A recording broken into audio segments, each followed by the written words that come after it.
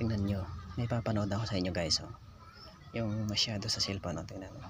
Kahit kausapin mo yan, yung mga yan, hindi mo makakausap ng maayos yan, oh. Tingnan mo yan, magnanay yan guys.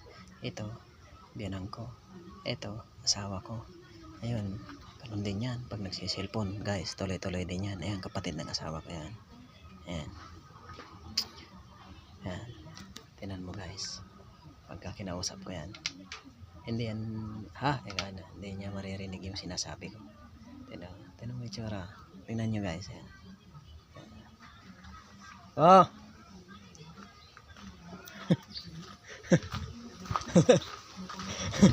Naligo ka na. Ayun yung bata. Si ano yan, Pastor Kibuloy yan, pangalan yan. Ayun, yung pangalan yan guys, si Pastor Kibuloy. Yan, yung bata na yan. Oo, totoo guys, Pastor Kibuloy. Ayan. Ayan, na kinalat-kalat yung mga laruan niya, oh. Ayun, umayaw na. Tara na daw sa danglan. Sama ka ba? Anong upo? Mamaya mainit.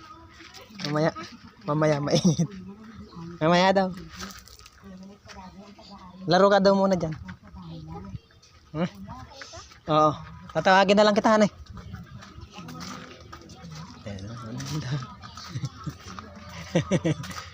Oh. Hindi narinig. Nabibingi na yan sa cellphone.